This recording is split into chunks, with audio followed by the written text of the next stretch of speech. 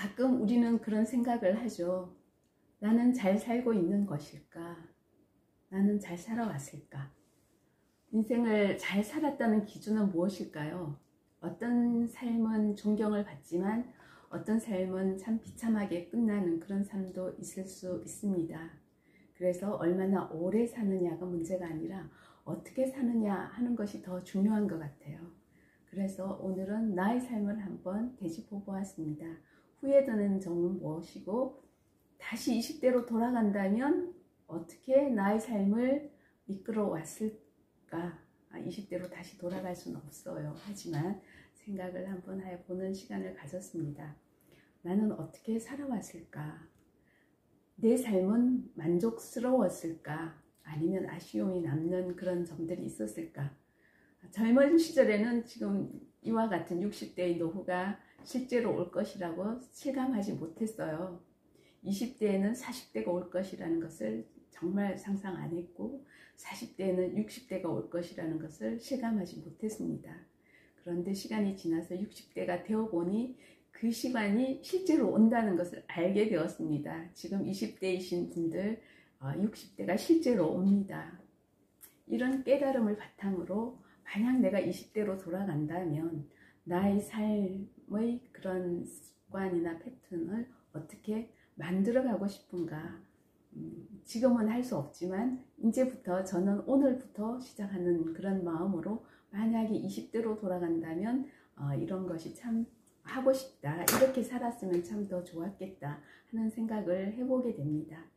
먼저는 60대가 되니까 사실은 경제적인 독립, 내가 어느 정도 살 수 있는 경제적인 자립이라는 것이 가장 첫 번째인 것 같아요. 건강도 가장 중요하지만 그런 경제적인 자립도 중요한 것 같아서 20대로 돌아간다면 가장 먼저 소비와 지출을 정의롭게 하고 싶다라는 생각을 하게 됩니다. 혹시 20대고 30대이신 분들 소비와 지출을 정말 정의롭게 잘 하면 좋겠다라는 생각을 해봅니다. 20대에는 저도 마찬가지로 명품 옷, 명품 신발, 명품 가방 그런 것들에 이제 집착을 했고 그런 것에 돈을 많이 썼습니다. 혹시 명품이 아니어도 친구들이 가지고 있는 비싼 어떤 물건들 가지고 싶었죠. 그게 남들에게 잘 보이고 싶어서이기도 하고 혹시 남보다 뒤처질까 또 멸시당할까 그런 것이 두려워서 같이 소비를 했던 것 같아요. 하지만 돌이켜보면 그 돈을 저축했다면 그렇게 정말 나에게 꼭 필요한 물건이 아니었는데 그렇게 소비를 정말 그렇게 했다는 것이 후회가 됩니다. 그래서 그 돈을 저축했다면 지금 아마 뭐 억대까지는 안 되었어도 그래도 큰 돈을 모았을 것이에요. 자동차도 나의 소득 수준에 맞춰서 사는 것이 필요하고요.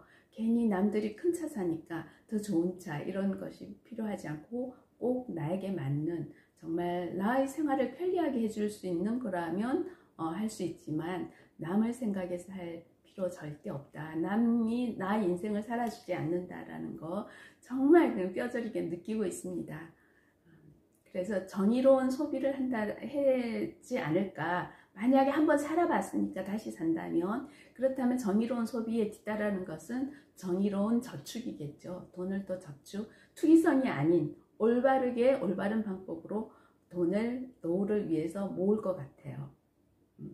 정의롭다라는 것은 그 의미는 이제 개인마다 다를 거예요. 개인마다 사정이 다르니까 정의롭게 소비하고 정의롭게 저축할 수 있었으면 좋겠습니다. 남들에게 보이기 위해서 과도한 소비하지 마세요. 당신의 소득에 맞는 지출을 하고 남들의 눈에 맞추려는 소비는 줄이세요. 정말 여행도 꼭 가고 싶지만 나의 수입에 아주 과도하게 사용되는 여행 소비라면 그것도 줄이세요. 여행도 요즘에는 영상으로 충분히 즐길 수 있습니다. 근데 꼭 가고 싶은 것은 어느 정도 나의 수입에 맞게 저축을 한 다음에 그 돈으로 꼭 가고 싶은 곳을 가볼 수는 있겠지요. 그렇지만 남들이 가니까 친구들이 가니까 그렇게 소비할 필요는 없다라고 생각이 듭니다. 무조건 남들이 한다고 다 따라하지 마세요. 정의롭게 소비하고 정의롭게 저축하세요. 두 번째 제가 얘기하고 싶은 것은 취미를 통해서 노후 준비를 하는 것도 필요하겠다라는 생각을 합니다. 취업을 시작하는 순간부터 노후는 대비를 해야 되는데요. 노후 대비를 위한 저축뿐만 아니라 정말 취업을 하는 순간 이 직장이 내가 좋아하는 일을 하는 직장일 수도 있고 아니면 나의 수입의 원천으로서의 직장일 수도 있잖아요. 만약에 그렇다면 자신이 좋아하는 어떤 취미생활을 하게 될 거예요. 식물을 키운다든지 사진을 찍는다든지 그림을 그린다든지 뭐 여러 가지를 할 수 있는데 20대부터 60대까지 어느 한 가지의 취미를 꾸준히 하세요. 그렇게 한다면 은퇴 후에도 이 취미는 수입원이 되거나 아니면 봉사활동의 기회가 될 것 같습니다. 저희 예를 든다면 저는 30대 직장 하면서 여러 가지 취미 친구들이 하는 걸 따라 했죠. 사진 찍기 하자 이러면 사진 찍기 3개월 배웠다가 또 다른 거 하자 이러면 또 수영도 배웠다가 뭐 이렇게 여러 가지를 했었는데 수영은 그때 이제 해서 혼자 수영할 수 있으니까 지금도 주말에는 자유수영 그냥 갈 수 있어요. 그런 운동은 어떤 것을 하든 괜찮습니다. 그런데 사진 찍기를 그만둔 건 참 아쉬워요. 30대부터 지금까지 내가 사진 촬영에 대한 취미생활을 계속 해왔다면 20년 동안 사진 촬영을 하는 것이니까 지금 20년 넘게 사진 촬영을 해왔으면 지금 60대인 지금에는 사진으로 전문가가 되어 있지 않았을까. 직장을 그만두더라도 취미생활을 하면서 이 사진으로서 여러 가지 남에게 봉사할 수도 있고 또 20년 정도 했으면 어떤 수입원도 되지 않았을까 하는 생각을 합니다. 그래서 다시 또 지금 사진 찍기를 해보고 싶다라는 생각을 하는데 지금은 이제 전문가처럼 될 수는 없겠죠. 그래도 70대, 80대에 대해서 내가 사진을 계속 찍었으면 어땠을까 하면 그때 이미 또 10년, 20년의 세월이 흐르는 거니까 제가 사진 찍기도 지금 늦지 않게 시작하려고 생각하고 있어요. 세 번째 제가 생각한 것은 운동으로 건강 관리하는 거예요. 건강을 잃으면 모든 것을 잃는다는 것 말처럼 젊었을 때는 건강에 대한 그런 중요성을 느끼지 못하지만 60대 이후가 되면 정말 건강하게 산다는 게 얼마나 축복인지 뼈저리게 느끼게 됩니다. 그래서 젊었을 때부터 운동을 통해서 건강 관리하는 것은 꼭 필요한 것 같아요. 꼭 뭐 어떤 운동선수가 되는 것처럼은 아니어도 정말 내가 좋아하는 걷기, 등산, 돈 들지 않는 거라도 매일같이 직장생활과 병행할 수 있는 운동부터 시작하는 거 필요해요. 건강하지 못한 노후는 우울할 수밖에 없어요. 정말 여러 가지가 제한이 되니까 삶의 질을 떨어뜨리는 그런 건강하지 못한 삶을 사는 것보다는 젊었을 때부터 운동을 하는 것이 꼭 필요하다고 생각해요. 저는 운동을 좋아해서 걷기도 오랫동안 했고 아까 얘기한 것처럼 수영도 하고 그래서 지금도 건강하게 운동을 하는 것은 중요하다라고 생각하고 있습니다. 그리고 혹시 젊은 사람이라면 마지막 네 번째 체중과 몸매 유지하는 거 이거는 꼭 노력을 하면 좋겠다라는 생각이 들어요.